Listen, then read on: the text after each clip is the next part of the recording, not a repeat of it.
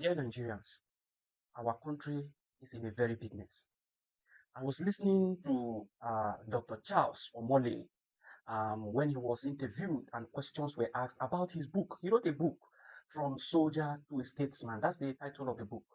And then questions were thrown at him during that interview in the state's affairs. And a lot was revealed. And if you hear what he has to say, you would pity for this country. And first of all, you will pity for, I categorize, the persons that we're going to pity into three categories. Number one, you would pity for the Nigerian people. I say, oh, you would pity for all of us because we are in a very deep shit. Number two, you will pity it will be, and this is a presidential ambition. You will pity him. If for any reason he, gets the opportunity to become the next president in 2027, then he needs to do a whole lot. Number three is Nnamdi Kanu. You would have to pity that man because after listening to Dr. Charles Omole, I discovered that that man was actually fighting for the betterment of every Nigerian, not just Igbo people, every Nigerian. And he proffered a workable solution to our challenges because it has been the problem of Nigeria has been deeply rooted in every facet of the nation that it is now very, so to speak, impossible for things to move in the right direction, except there is a dissolution. I kid you not.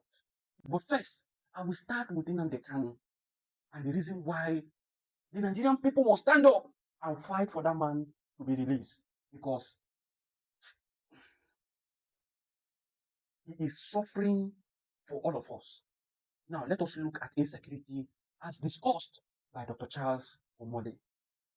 He talked about, acquisition of arms to fight insecurity, and he talked about a situation where the government went and interfaced with, I think, United Arab Emirates.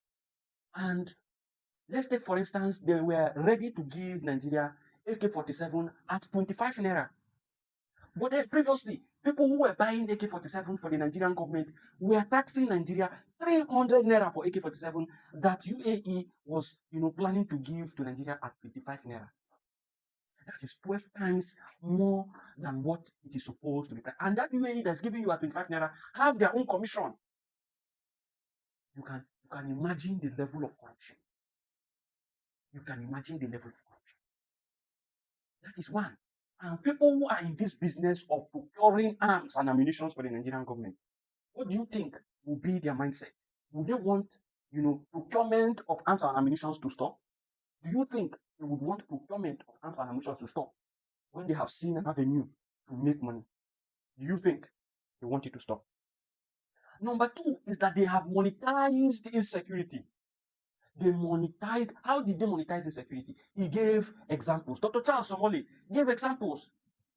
And then he stated that there were situations where these, kidnappers targeted, the wealthy people in the society, and the wealthy people decided to arm themselves with security agencies. When they discovered that that one has failed, they now went into where is the next way to get the government. They decided to go to the poor and began to pick innocent children. That is where you now hear about the Chibok girls and all of those ones that they'll kidnap innocent children. Those children, their parents are poor, they don't have money, they don't have anything. Why are they kidnapping them? They want to embarrass the government so that the government will pay money. And then he went further to say that sometimes they will request 500 million to release these kids.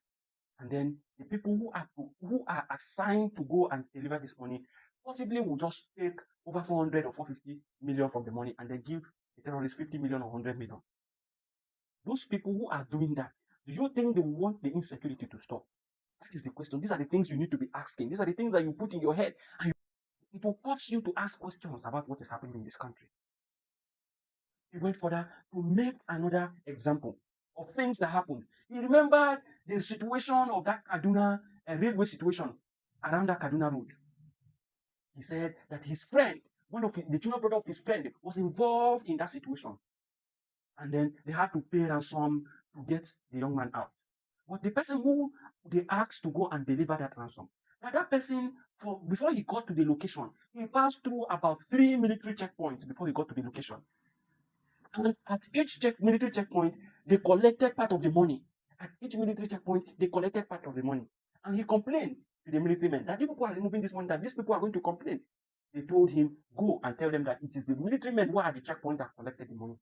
And when he got to that kidnappers then, gave them the money, they counted the money, and then some amount of money was missing, about 7 million or thereabouts. He told them that it was the military men at the checkpoint that collected it, and they said he should tell them. And they said, no problem, there you can go. They released the young man. Now, knowing this situation, that the military men are aware and they are collecting their own share of the proceeds of this corruption and this evil, this kidnapping going on in this country, do you honestly think that they are going to fight it, or they are going to wait and continue to collect their own money from the proceeds? I remember when the Methodist prelate talked about the fact that where they were kidnapped, that they were hearing, military men talking. They were able to sight and see that where they are, that it is not far from military checkpoints. How is it possible? They talked about it then. A lot of people waved it. A lot of people who had information were shouting that the military men and the military and our security agencies are involved in this insecurity going on in the country. A lot of us thought, how is it possible? But somebody who is involved, who has information that all of us do not have, who have been in the Aso Rock, is coming out to tell us what he witnessed, what he has seen, stories that he was able to get from people who were there.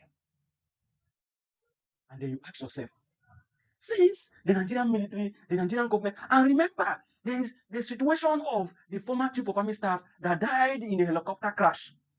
Remember how he died. Remember what was happening around that period. It was about arms deal and prosecution of people within, that were involved in that arms deal.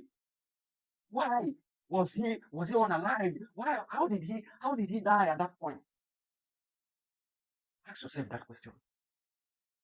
Then, if Nnamdi Kanu is in prison, has been in prison for life because of insecurity, and then you are hearing about this situation, you are hearing about the fact that our military personnel and people at hierarchy, the helm of affairs in government, are involved in what is happening, then why is Nnamdi Kanu in prison? Why? Is it because he is fighting them?